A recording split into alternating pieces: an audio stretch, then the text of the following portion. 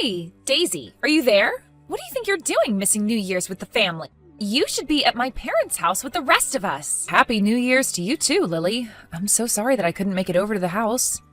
I'm sure you heard from your brother, but something very important came up for me and I wasn't able to go. What could possibly be more important than spending New Year's Eve with family? I'm sorry, but I had to work. In fact, I know a lot of people who had to work through the holiday.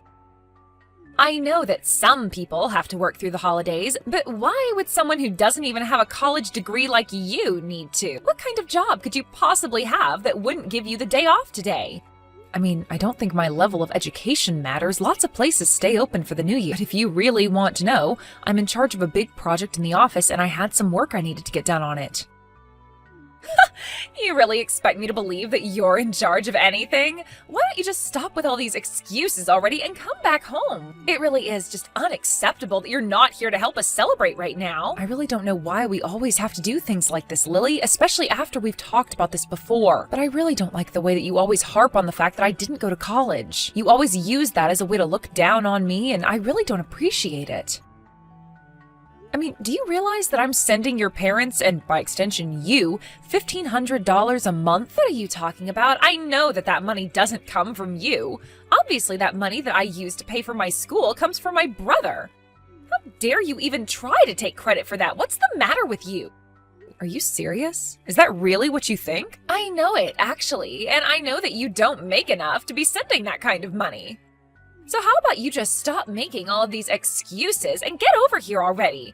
Don't you realize how disrespectful you're being by not being here? Daisy, are you there? I really am so sorry about what my sister was lying to you. I tried to explain to her about why you wouldn't be able to come, but I guess even my parents were calling you.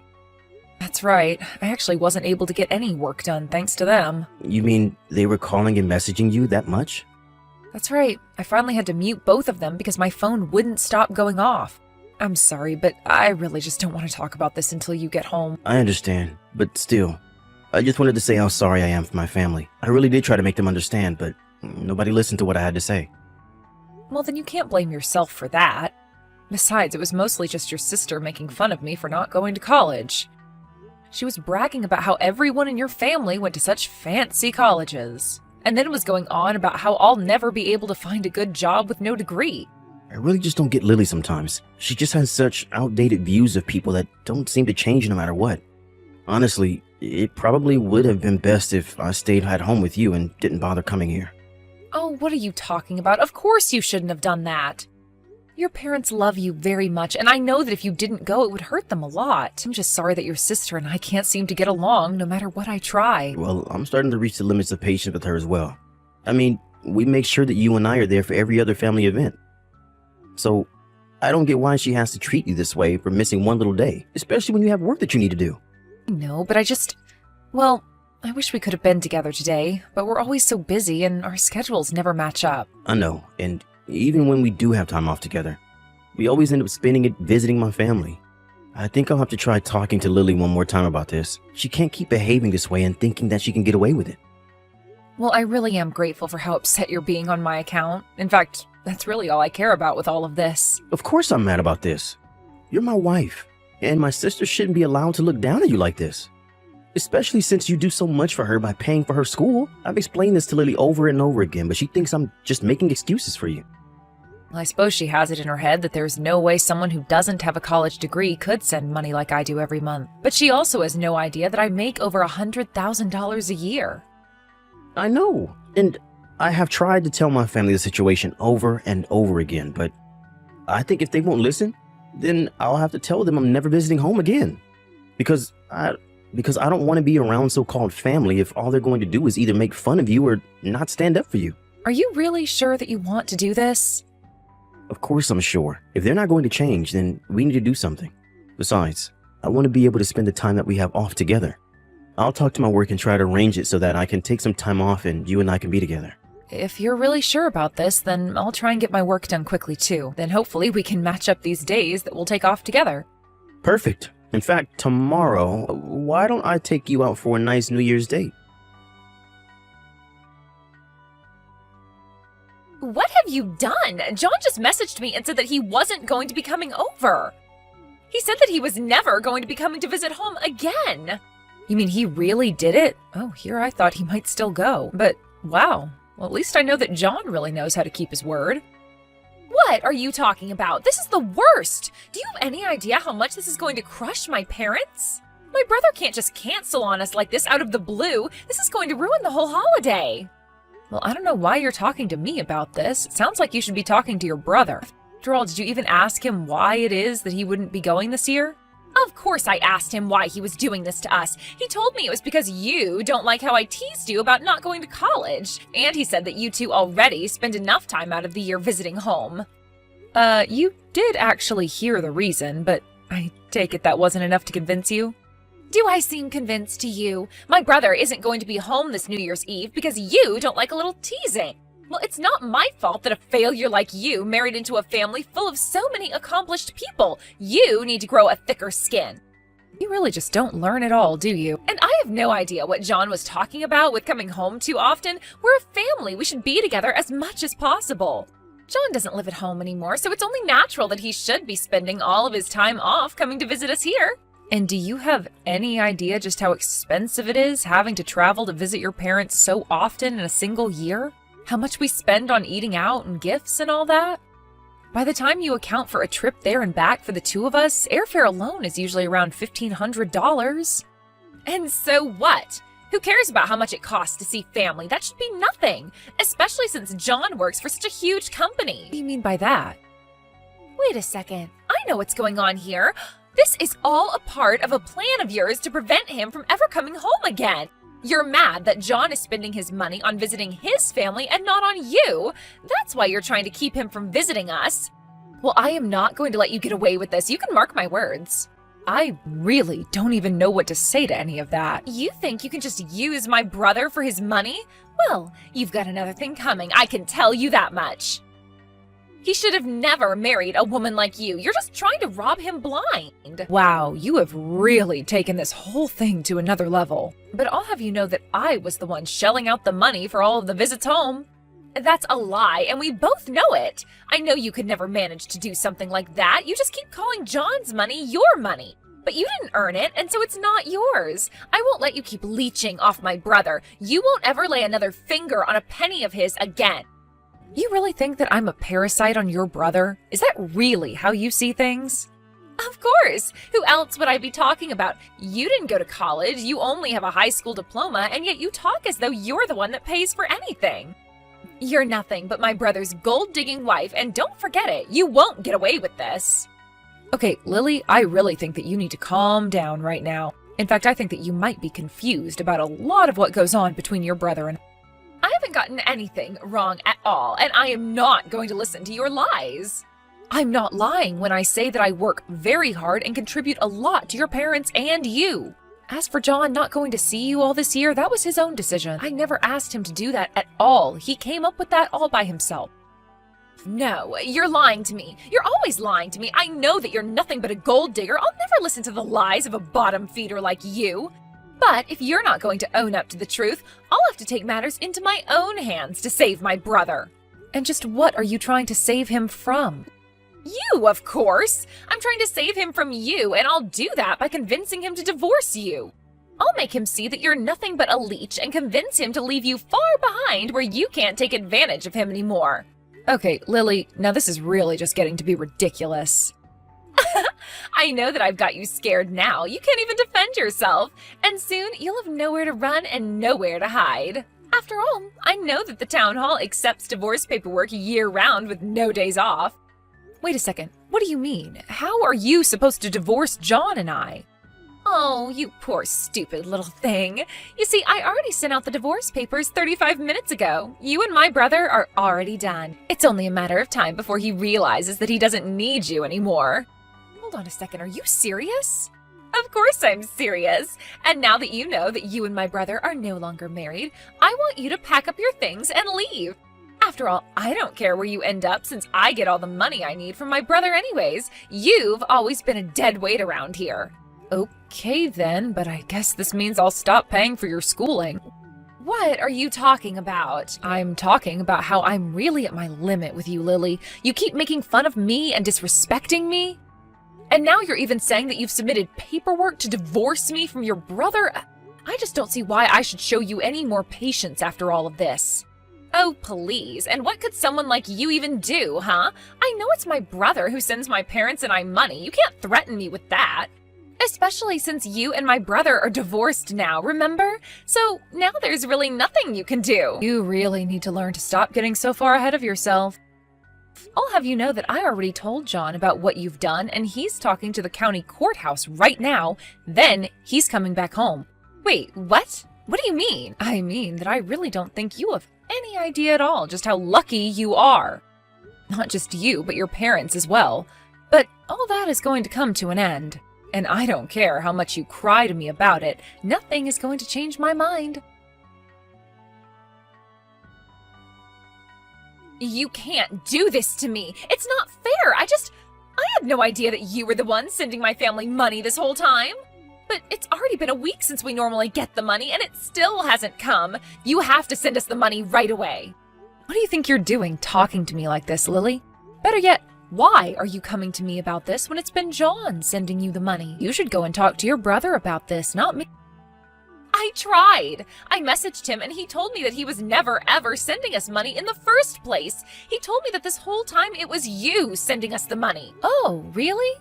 And you actually believed what he had to tell you about that? Because this isn't the first time that he's said this and you just never listened to him. That's because I really thought that he was lying. I thought that he was just giving you credit for everything. But now John won't even answer me anymore. Please, you're all that I have left. I don't have anyone else who I can come to for help. Give me a break, Lily. I thought I told you to leave Daisy and I alone. You brag so much about getting to go to your niece's school, but you hardly have the brains to show for it. Wait a second. Is this John? Of course it is, and I told you that I was going to block you on everything. Not only that, but I told you that Daisy won't be sending you any more money. So how about you just leave us alone already? We're not in the mood to listen to you whine to us. In fact, I'm going to tell Daisy to block you too. Wait, you can't do this to me. Please, I'm sorry. I'm sorry for everything. Please don't block me. I just really need this money. You have to understand. I really did think that it was my brother sending money to us this whole time. How am I supposed to pay for school without your help now? I don't care, and it isn't my problem, so quit bothering us with this. Even if she did choose to forgive you, I still wouldn't send you any more money. You aren't serious, are you? You wouldn't really do that to us, right? But please, John, you have to know that I really had no idea it was Daisy that was sending the money. But if she doesn't keep sending it, then I won't be able to graduate. I mean, I knew that she worked for some big company or something, but I thought she was just a nobody. I had no idea she could afford to send so much money to us. But I really had no idea about any of this at all. But the money always came in through someone's credit card, and I just always thought it was yours. You mean all of my plans have come to nothing? After giving Lily a piece of his mind, John blocked her on every single thing we could think of. Later, I heard through the grapevine that Lily asked her school to allow her a break in her schooling so that she could raise money to continue her degree. Meanwhile, her parents were freaking out since John's decided to stop talking to his parents as well. His parents were furious at Lily for effectively ruining the relationship between her brother and her parents. They demanded that if she was going to be living with them, that she would need to find a job and contribute to the household. I heard that because of all the hours of work Lily had to do, she was forced to drop out of her program. In fact, I've heard that Lily and her parents have all become recluses, Lily only leaving the house to go to work and come back. As for John and I, although it was tough for him to cut off communication from his family, he always said that it was his decision and he was glad that he made it. Thankfully, without as many visits to his parents' house, we've been able to spend much more quality time together. It had been an issue for us for so long that to have it suddenly solved was almost surprising. But we have been making the most of our newfound time together and always trying to make sure that we do something fun. I think that John has come a long way in coming to terms with his decision, and I think we're all finally starting to act like our old selves again.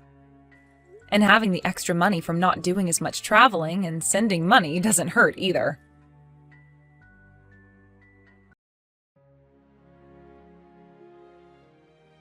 Janice, please excuse this text. I tried calling, but you were unavailable.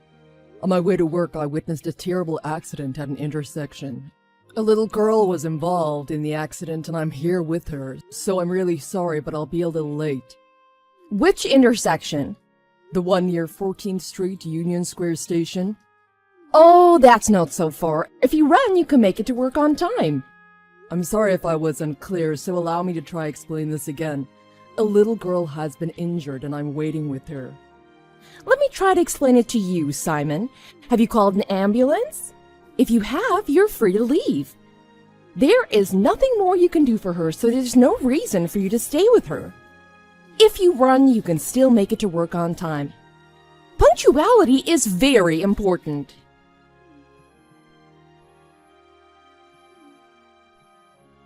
Simon! You're late! When are you coming to work? I'm in the ambulance now. What?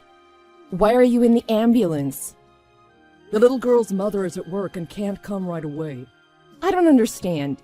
You aren't her parent or even a relative. Why are you accompanying her? What you're doing, it's called hypocrisy. It sounds to me like you just don't want to come to work. I don't care what you think anymore. It's just... I saw a little girl get hit by a car. She's crying and bleeding, and I'm supposed to look the other way and go off to work? I don't want to be that type of heartless person. That's why I'm in the ambulance with her. We'll be at the hospital soon. I will contact you again later. Get out of the ambulance and cab it to work now! You can still make it to the morning meeting. Simon!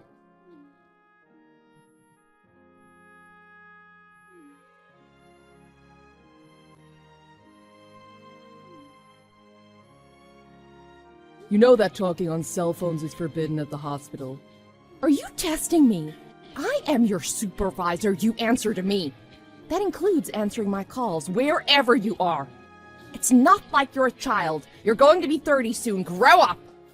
I'm not acting like a child. It's because of my age that I'm acting like a responsible, conscientious adult. Just because you graduated from an Ivy League university, it doesn't give you the right to ignore your superior's orders. I mean, you can't even follow my orders properly half the time. The little girl's mother has just arrived.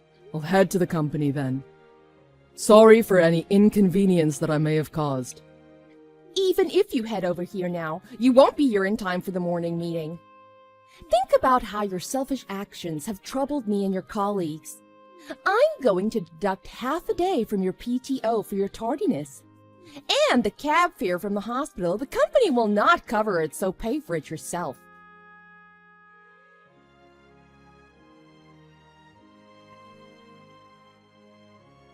This is Ashley, Amber's mother. Thank you for helping my little girl. Amber told me that the two of you had exchanged WhatsApp details. I hope you don't mind that she told me your contact information. Oh, you didn't need to contact me. I mean, I didn't ask her for her contact details. I'm not that type. Oh, don't worry. I understand. Kids nowadays often exchange WhatsApp details. It's not a big deal to them. And where are you right now? When I came out of Amber's room, you weren't nearby. I would like to thank you in person for all your help. You don't need to thank me. I didn't do anything. I'm fine. Really, there is no need. But you stayed with Amber until she arrived at the hospital. Oh, are you at work? Come to think of it, the accident must have happened on your way to work. I'm really sorry for any inconvenience this has caused you. No. Actually, I'm at the donut shop around the corner eating a jelly donut. Excuse me? My crappy supervisor is going to deduct half a day from my PTOs, so I decided there was no reason I had to rush back to work. Oh no, I'm really sorry. No, don't worry. After I finish my donut, I'm gonna go to Best Buy's and look around. I'll have a nice leisurely lunch, perhaps at a steakhouse, and then go to work. I know it sounds pathetic, but this is the way I am. So really, don't worry about me. Well, in that case, Amber and I have just left the hospital. Can we please take you out for lunch? Oh, you really don't need to, and you both must be exhausted after what's happened. I've already taken the day off from work and Amber's not going to school today. I just don't have the energy to make something at home, so we decided to eat lunch and then head home. We both really would like to thank you for your kindness. Well, in that case, I gladly accept, thank you. That's wonderful. Shall we all meet at Time Warner Center? I'll make a reservation at the Porterhouse.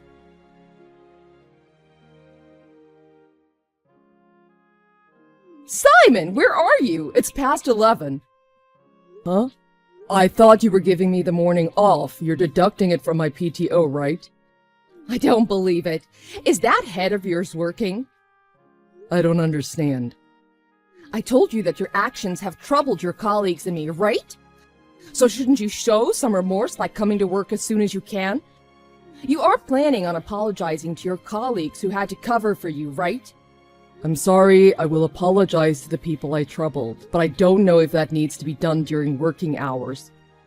We'll see how things are and apologize at an appropriate time. I've had enough. Your attitude is just terrible. I have no choice but to report you to the CEO. And I will ask HR to make a note of this on your permanent record as well. I see. There is a strong possibility you may be terminated. Our company's employees must put the needs of the company above all. I heard through the grapevine that your grandmother lives with your parents. Yes, she does. I don't understand what my grandmother has to do with work. In that case, it may be better for you to work for another company. Excuse me? If you miss work because your grandmother is hospitalized or on her deathbed, we'll need to cover for you. And if she passes, you'll take some time to mourn, right? It's the same when a female employee takes maternity leave or quits after they get married. When I see situations that may possibly hurt the company, I get rid of them as soon as possible. Janice, I have never lost faith in a human being as I have in you just now. Though I agree that the company is important, there are some things that are even more important. I told you to stop all that hypocrisy. You make me sick. Anyhow, I will be reporting you to CEO Stevens. It's too late to apologize. Good luck finding your next job.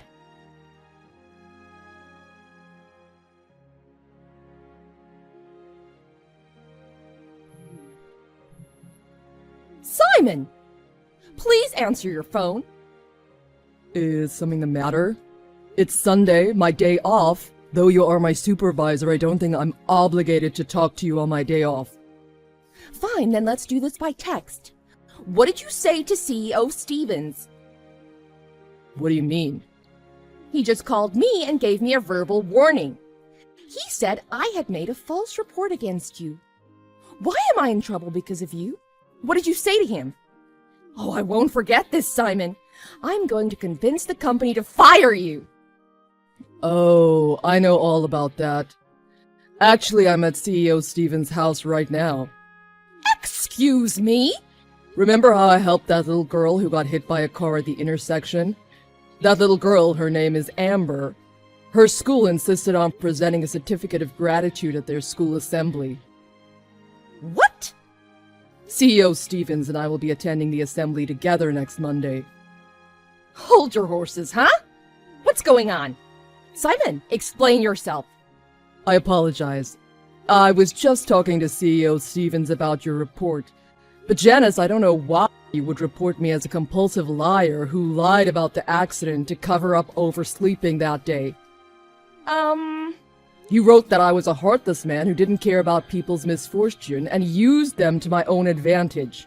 When I saw you had written that, Janice, I was enraged. So I sent CEO Stevens screenshots of our texts that day. What? Tell me you're lying. I know you couldn't do that. CEO Stevens was furious. I think you'll be hearing from him later. I don't know, you may get fired.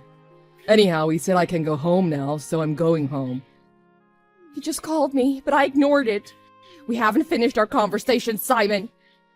You ignored a call from the CEO. It's not like you're a child. You're going to be 50 soon. Aren't you supposed to answer your supervisor's calls?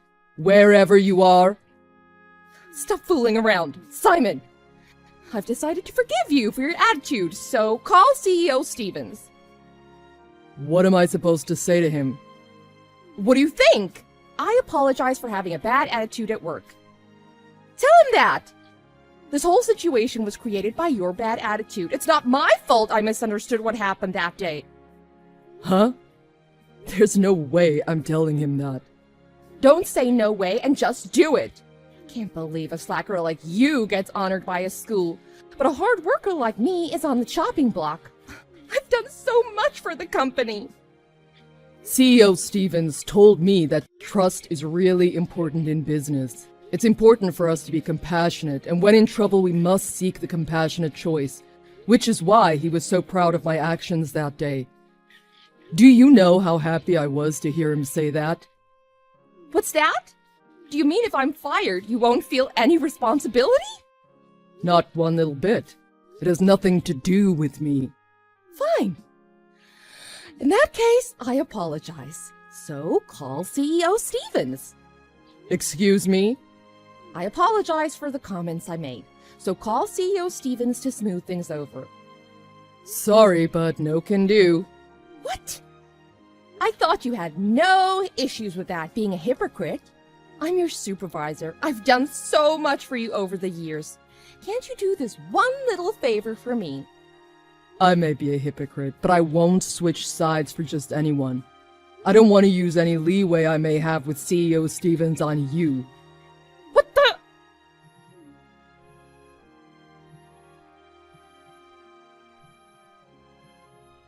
Will you stop this already? It's too late to apologize. Good luck finding your next job.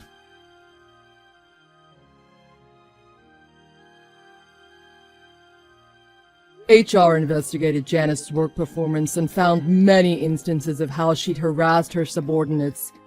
Though she was terminated, she tried to convince CEO Stevens what a talented employee she was until the very end.